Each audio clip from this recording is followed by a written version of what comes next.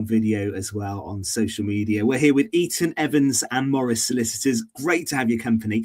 On the show tonight, we're going to be joined in just a few moments, actually, by former Scarlets and Dragons player Nathan Gully Williams. We'll talk rugby, some of his career highlights and his life in the game, which now sees him coaching at Laugharne RFC. And a real rugby theme, actually, on the show between now and 9, because in part 2, of course, we'll turn our attention to the Six Nations. We'll preview the tournament and we'll pick out where we think the 2026 edition will be won and lost. And plus, we'll also round things off in part 3 with a full review of all the latest football news from across Pembrokeshire. So lots to come on Pure West Sport between now and 9 o'clock. Let's say good evening to the team. Gordon Thomas, how are you? I'm very good, Ben, and yourself? I'm very good. 3 from 3 for Michael Carrick, Gord, as well. That's not a bad start. I didn't even say a word, and you're on it straight away. I know. I'm impressed. He's had a good start, hasn't he? Very, very impressive, to be honest with you. 4th in the table. I can't quite believe it, Ben. I don't know where Spurs are. Mind, where are they now? Remind me. That was a good game last night, though, wasn't it? It was a good game. That second half was as good as we played for some time. And we'll come back to that in the final part. Each other this weekend as well. Perfect, isn't it? I know. The Stone Thomas derby. Maybe some predictions on that in the final part of the show. If you are watching on video, let's say evening to Fraser Watson and confirm that, yes, he is wearing a Christmas jumper. Yeah. How are you, Fraser? I don't. I'm trying to say I don't dress up for this show, but I did just chuck this one up on the way out without looking. It's not a discount that I've brought in the February sales, but no, I good Ben of the weekend covering Welsh rugby for another quiet week for Welsh rugby as well. But I did take a break from the politics for 80 minutes twice. Cover the Scarlets in Benetton from afar, and then Ospreys Dragons, which was actually an ordinary game but spectacular finish. But plenty of feeling knocking around at the Brewery Field, of course, and it wasn't long after the match that the attention diverted back to off-field matters, unfortunately. But we're going to discuss that now. I know we are. We're going to get into the rugby, aren't we, this evening? Great to have Tom back with us on the show tonight as well. How are you, Tom? Doing very well, thank you. Good to be back. And would you believe I've been available and selected for the last 3 weeks for Broadhaven, and they've all been rained off. That's the way it goes sometimes, Tom, isn't it? Yeah. Are you in the squad this weekend? I put my name down for available cup game against the cricket club, and having walked the dog around there the other day, I'll be amazed if there's any fixtures on. The rain isn't really relenting, is it? Making it difficult for games to get on.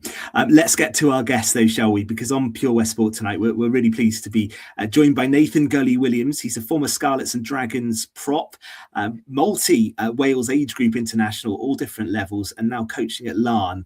And it is really good to have Nathan on the show. Six Nations weekend as well. Evening, how are you? Good, Ben. How are you? Yeah, we're not too bad at all. Listen, thank you for your time tonight. And there's plenty we want to cover with you.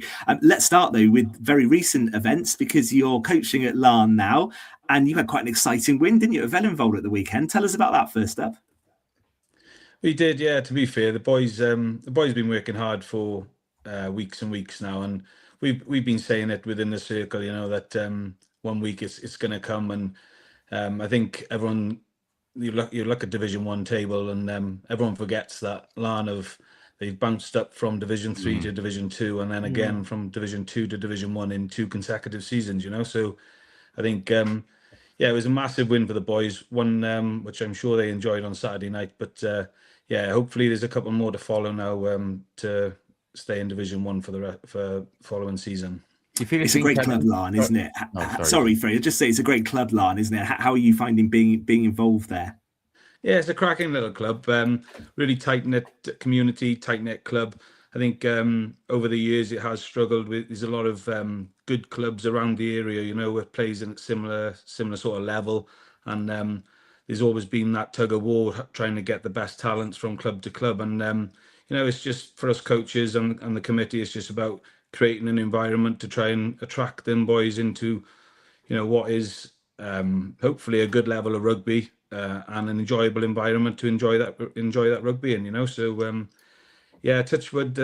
We got a few tough games ahead, but hopefully Division 1 stays in line. Fraser. Yeah, I was just going to say, did you feel that Saturday had been coming? Obviously, you've had a couple of decent performances without necessarily getting the results. As the derby at St. Clair's, I think 10-3 lost in the end in arguably a game that you really should have won on the balance of play. And how important was it to get over the line and get a win, but also at a time when the calendar's been decimated. A lot of other teams weren't playing, just to get out there and get points on the board. That must be a crucial boost. Yeah, it's massive, Fraser. To be honest, all tip my hat to Vellenville. They'd have booked a 4G pitch because, like you boys have touched on, that the weather hasn't been too friendly to us. So we ended up playing on a 4G pitch in Bringwyn Comprehensive, which we cracking facility, and I'm glad the boys used that. So yeah, we got our game. I think there was another 2 or 3 games on in our league, but there's also a couple called off. And yeah, it's been coming, Fraser. We've said it. We believe within the group. There's a lot of teams that we've played against, and they've come down to Laugharne, which isn't the easiest place to go to. No. And we've been saying that it's coming. And I said to the boys on Thursday night, I challenged them as a group to see if we could get over the line. And to be fair, on a 4G in a different environment, they stood up on Saturday, and albeit a last minute penalty, we got over the line. Good stuff. That's excellent, and good to hear about how you're getting on at Laugharne. I'm really interested to talk about your career, and I know Fraser and Gord are as well, because you had a really interesting path, and one we were saying off air maybe isn't available to players coming through quite in the way it was to you. And we'll talk about your time at Llanelli and the Dragons, but just in terms of the age group and the junior rugby you played in, you had an interesting kind of upbringing in the game, didn't you? And you played for Wales under 16, 17, 18, 19 and 21 level. What was that like, coming through that system as a young player in the game?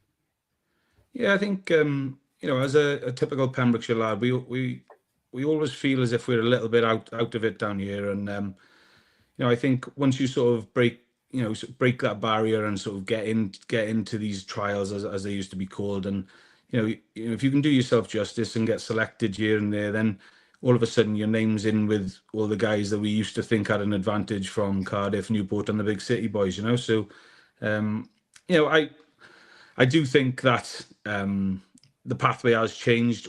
Whether it's for the better or not, I'm not sure. It's as we've discussed off here, there's a lot changing in Welsh rugby at the moment, and not all for the better. So, I enjoyed my time. I've enjoyed my pathway through, but that's all behind me now, and it's all about looking at seeing if I can tip my hat and put some feathers in my coaching cap. Gordon, let me bring you in. I know that pathway and development of young players is something you've spoken about quite a bit, haven't you, on the show over the years? Yeah, it's changed dramatically, isn't it? From my day to Gully's day. And we were just talking off here that Gully was probably one of the first interviews I did, because I was working for the Milford Mercury at the time. When he won his under 16s cap, I went down to his home and had a chat with his mum and dad and his brother, and there was a cup of tea there. It was really friendly atmosphere, and I wished him all the best for his career after that. And fair play, he went from strength to strength. And he's right, Pembrokeshire is in the sticks, and a lot of talent in this county does go missed, not because of their talent, it's because of the logistics of it. And when you're up against like the likes of Swansea, Cardiff lads, you do get put off, but you do get the odd ones that go through, like Gully himself.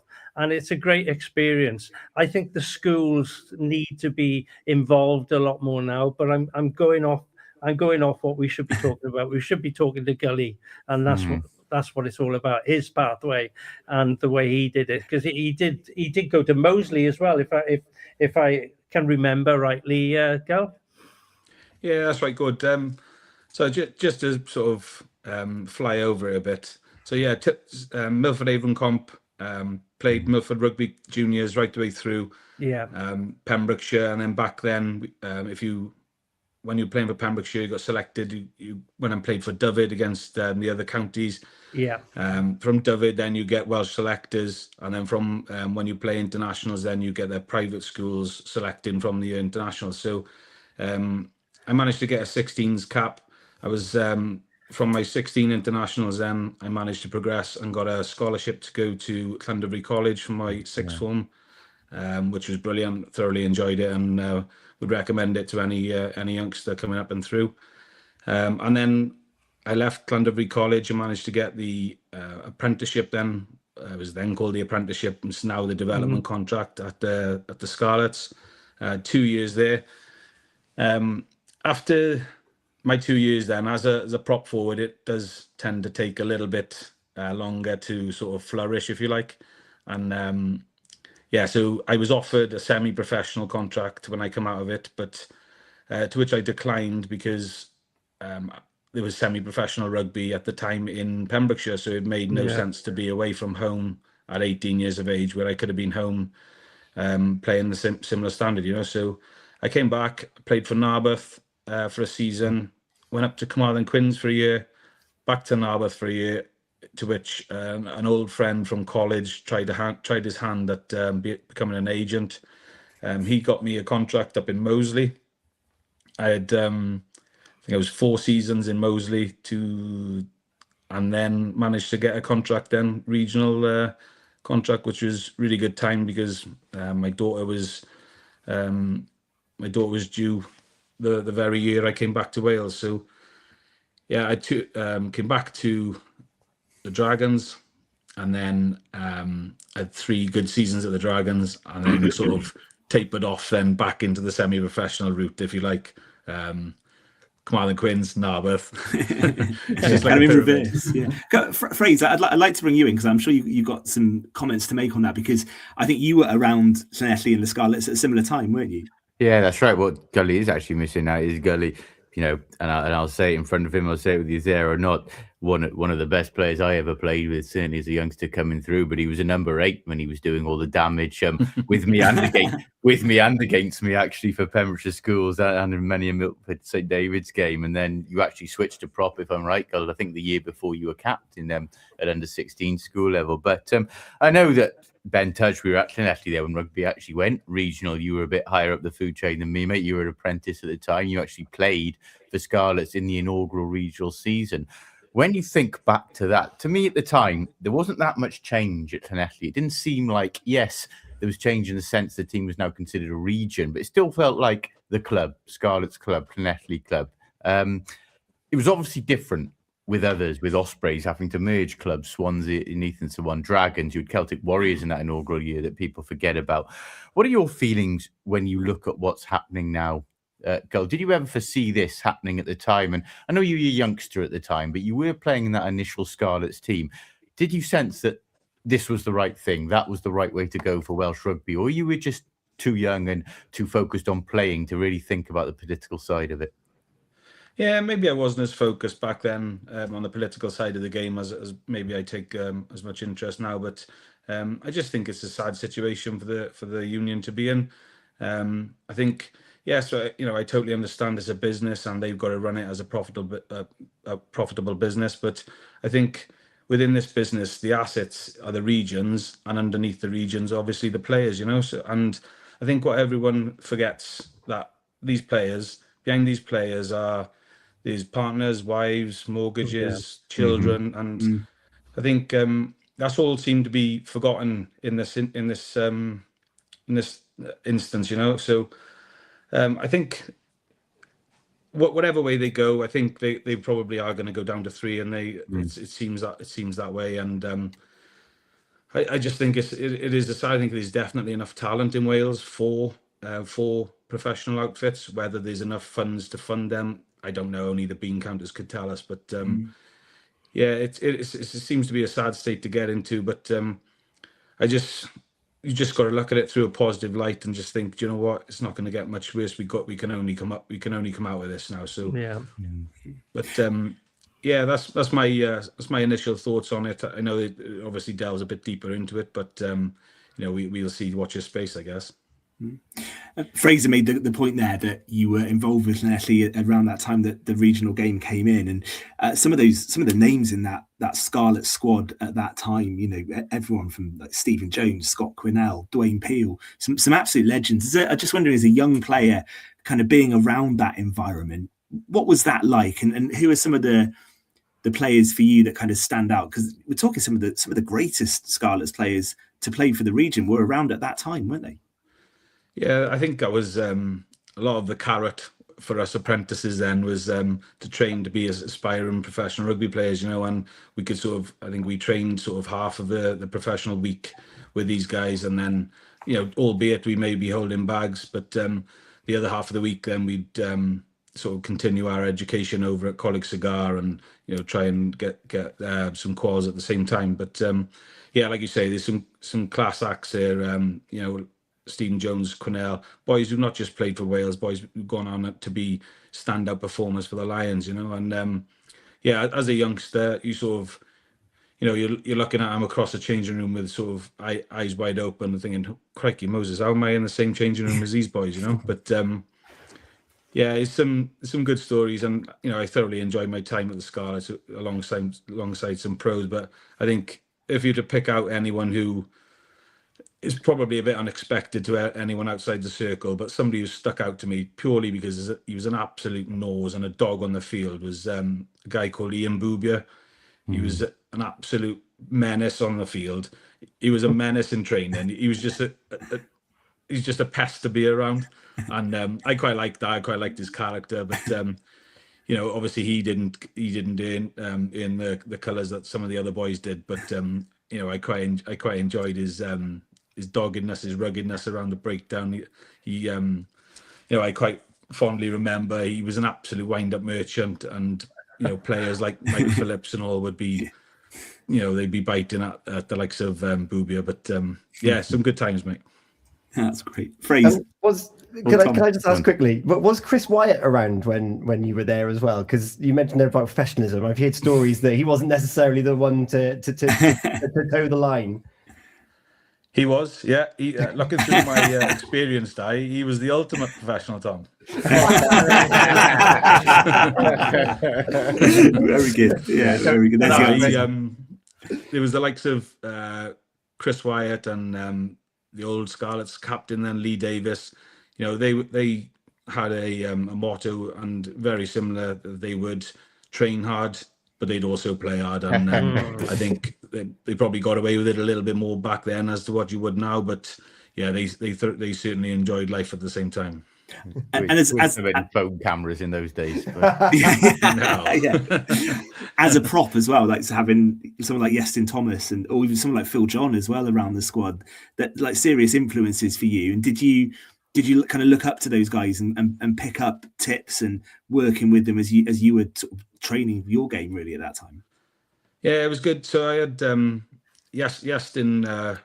He was, I think, a current Welsh international at the time. There was John Davis on the other side of the scrum, who was a former Welsh international, and then you had Phil John, and who was a couple of years ahead of me in the development pathway. And you can only pluck off these guys. They were playing on a far more regular basis than me, and this, I think we forget that this was the time where Llanelli were doing really well in Europe. They were quite consistently getting to like at least the semi-finals in Europe, and these were boys who were mixing it with the best in the English Premiership, and it was great for my development. But also very good people behind it as well. Good players by all means, but they were good guys as well.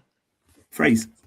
I want to take you back actually to the start of your coaching journey in that 2018-19 season. And you mentioned there coming through Milford Haven Comp and the Milford Haven Junior side. You went full circle, didn't you? You came back to Milford Haven as a player coach. You said just coach, but it never quite worked out like that, mate, for that 2018-19 year. And obviously won a title they'd been actually waiting for a long, long time at that club to get over the line in a league race. And I know you had a good team around you, Stephen Martin, working alongside your assistant coach as well. And I actually remember that final day of the season, you beat Pembroke Dock, I think it was, to win the title. I was reporting that day, and you were quite emotional afterwards. How much did that mean to you to come home? I know you coached for a couple of years there beyond that and stabilised them in a higher division, although we had a couple of COVID disrupted seasons. But how much did it mean to you to be able to come back home and lead your home club to success like that, and maybe give something back to what they gave you from the start of your rugby career? Yeah, I think that was the idea phase. That as I sort of dropped back into semi-professional, I think that my first club dropping out of professionalism into semi-professional was back into Carmarthen Quins, where Richard Kelly was the forwards coach at the time. He was sort of on the first couple of runs of his coaching ladder, but he wanted somebody to sort of help him with the scrum side of the forwards games. Yeah. So I was a player, by all means, but a player scrum coach. So that was sort of my first introduction, if you like, into coaching. But so then I dropped back at home, and I vividly remember talking to the committee and saying, I'm really excited about coaching. I got a lot of ideas. I'd like to bring a lot of my experience to the club, but I'll call a game off before I get my boots on. That probably lasted about 3 months. But I think I got the screenshot on my phone. So the pre-season interview I did with you, where you were adamant you were very much retired, and I wasn't to mix you up as a player coach, mate. I know, mate. It was tough. Just a final one from me then. So just the state of the game generally across Pembrokeshire.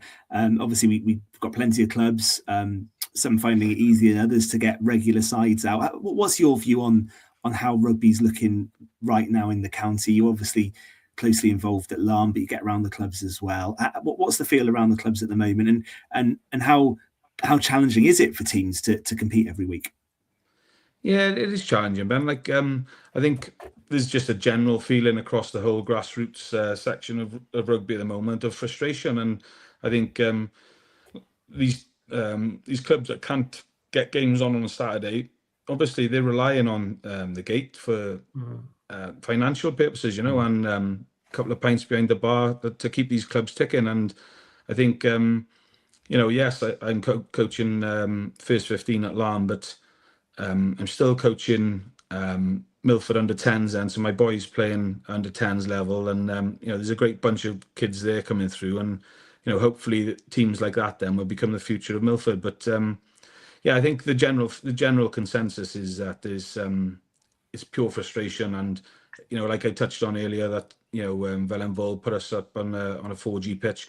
I think if the weather continues to be as harsh as it has been the last couple of months, then that might be the way to go, Yeah, it's one to watch, isn't it? Well, listen, thank you ever so much for your time. It's brilliant to talk to you, and we could chat for ages. We're going to have to crack on, because we've got part 2. We're going to preview the Six Nations, so maybe we'll just finish by asking you, who's going to win the Six Nations, Gully?